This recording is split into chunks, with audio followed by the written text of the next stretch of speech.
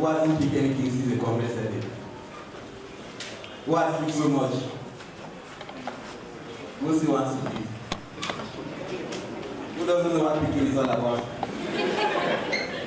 Okay, I believe all of us fall in one of the categories. So I'm going to go to some of the practical reasons why we attended or why we organized this particular summit. And I'll be dwelling so much on cloud computing jobs. Jobs. One of the various or one of the key sustainable development goals of the United Nations is how can we give people decent work, right? Decent work and economic growth. Many countries are struggling to find employment. Even in the United States, I believe that there is a ton of people who still don't have something to do to earn a second pay. So I'll dwell so much on how we can get jobs on the cloud from Cameroon and some of the job roles which we can do. Like some of the presenters said, we are going to have in the course of the program some of the tutors of their training share with us. So they'll be telling us some of the things that you need to know. Here's a very important question. How can an accountant who has been balancing sheets since he started his undergraduate program migrate himself to the cloud, right? How can a nurse who has been doing all her life putting injections in people's bodies now inject the computer, right? So we are going to, with the course of the program, see how some of our tutors will make you feel comfortable with the subject and how you think or how you can migrate and then jump on the cloud. Now, we organize this program because unemployment is a problem, right? There's no lie about that. There are some people here who are not able to make 100,000 francs a month. There are some people who are not able to make 200,000 francs a month. There are some people who are not able to make 1 million francs a month. There are some people who are not able to make 50,000 francs a month, right? But there's an opportunity that can pick up a skill that can really position you to have a job. That is what we are here to talk about. So many of us here, directly or indirectly, have fallen prey of Ponzi schemes, right? And what's the Ponzi scheme? Bring one, bring one, or bring one, bring five, or bring this and that, right? So many people have ventured into Ponzi schemes to see how they can earn decent amounts of money monthly. Aside Ponzi schemes, there are other people who have taken out precious time to study charts. Charts of currencies going up and currencies coming down. Charts of indices going up and indices coming down. And see yet, some have not been able to catch one of the indices, right? Some have paid in many academies to learn foreign exchange. Some are still in the deep now as we speak, and some are still planning to buy the deep, right? So those are some practical things that are affecting us in the community. How can we get a skill, right? The 21st century is a skill century. It's not about a doctorate in accounting, a doctorate in nursing, a doctorate in computing. It's no longer about those things, right? What can you do with what you invested with? What can you do with all the theory you've been getting from the universities? What can you do with all the knowledge you've been getting? Mind you, if you're able to complete an undergraduate program in any faculty, that means you have the mental capacity to study the skill and to acquire it, right? So I'm going to tell you some of the jobs which you can effectively do on the cloud and make some decent pay. And when we are talking about pay, we are talking in dollars. We are talking in dollars. Who loves dollars? Who loves money? Who wants more money? And what's better than more money? More money. So I'll be telling you some of the jobs which you can do on the cloud and earn the same thing. For the presenter, my name is Michael. I'm the 2020 Star Prize winner of the Future Africa Leaders Award. And I'm actually an enthusiast on how we can use technology to change and better the lives of people all around Africa, and of course the world at large. So any opportunity which you see that can bring people IT knowledge, you'll definitely find it there. Now, the objective of our presentation is very straightforward. Roles and responsibilities in both a physical network infrastructure and a cloud network infrastructure.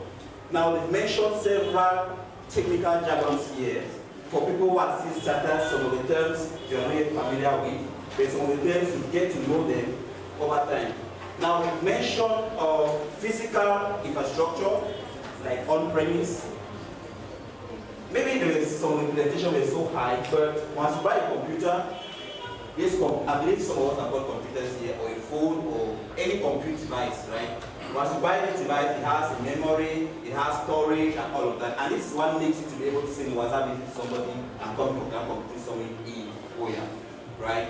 The networking and all those things has been done by IT experts. So I will tell you some of the roles and responsibilities both in physical and online cloud infrastructures, and then I will try to identify some of the entry-level jobs which you can have as a trained cloud expert.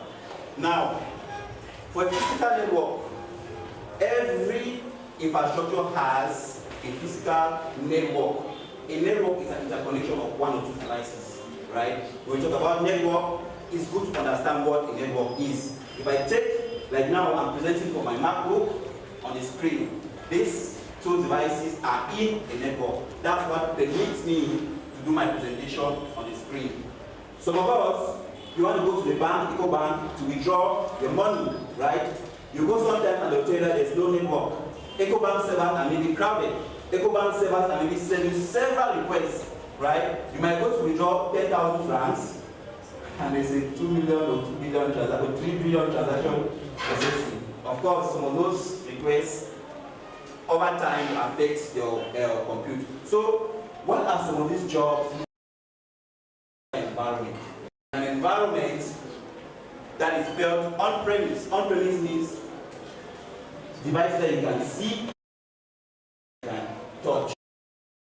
A server that stores the data of all the customers that come in, all the customers that go out. What happens to that data after 1 year? What happens to that data after 10 years? It was a bank, they need those numbers to do projections. How many billion are we supposed to get from funders? So all that information, what are we doing with all of that information? Now, for a physical network, we can have administrator roles. Administrator roles, of course, we are going to see detail in the presentation. And for administrator roles, we are looking at those who manage applications. We've all downloaded applications. Candy Crush. Some people don't know Candy Crush is a $1 billion company. So we are going to look at administrator roles, those who have roles or administrators who manage databases, administrators who manage networks. How do I store my data in some place where I don't know where exactly my data is found, right? So all those security aspects are handled by security roles, and we have cyber security engineers, cyber security consultants, and cyber security analysts. Now we have several developers here. Developers, those who build the applications, those who connect the things which we use to make our lives better. Remember, IT is to simplify life, right? If I'm to go to a particular place, the one message on WhatsApp, Prof, are you in your house? And you reply, yes, the cloud and everything is to simplify life for us. Now, the last set of roles, which are very key roles on the cloud, we have the DevOps roles. DevOps, well, I'm still to understand why they choose the acronym DevOps. But they might be more, I've not yet got to the reason, but DevOps basically are those who do the development operations. They manage the developers, they manage the programmers, manage the administrators, and so on. Right? So these are some of the roles which the DevOps operators perform. Now, entry level, how can I get to the cloud? Making $1,000 in the cloud. How can I start making $2,000 in the cloud? How can I start making $3,000 from the cloud? Right? So I will talk about some entry level roles, perhaps presentation. I'll just, like Emmanuel said, we're going to have presentations on our website. Now, for the entry level roles on the cloud, we have engineer roles, right? Can someone briefly tell me who an engineer is? Who an engineer is? Is there any engineer in the world? Can I say an engineer? If an engineer, you know, our educational system has made people, you see petrochemical engineers, refining red oil, you see computer engineers, some very busy riding bikes, so like engineering bikes, you see mechanical engineers. Well, so in a local context, engineering might be subjective, right? But an engineer basically is someone who thinks or who actually takes out time to put down the technology, to lay down, putting together science and all other processes to bring out the technology, right? So we have engineer roles, we have solutions architect roles. So we're talking about cloud solutions architects.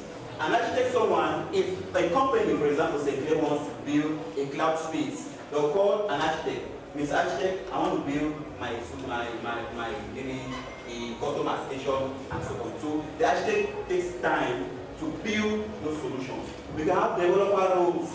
There are some of us who have been going through engineering faculties in Boya. We've been learning programming languages, HTML, CSS, Python, right? We've been learning all those languages. All those languages, we put them together to develop solutions. Then we have security roles. Those who secure the infrastructure. Those who make sure that data that is meant for a customer A goes to customer A, and we don't have intruders in our network. And of course, DevOps roles. So those are some of the main roles which we have or which can leverage on the cloud. Now, I'll just spend the last few minutes to tell us some of the things that an entry-level cloud engineer does, or an entry-level solutions architect does, or an entry-level cloud engineer does. So it just for us to have an idea of what some of those engineers perform in their job. Now, a cloud engineer at a very entry level basically provisions and maintains resources in the cloud.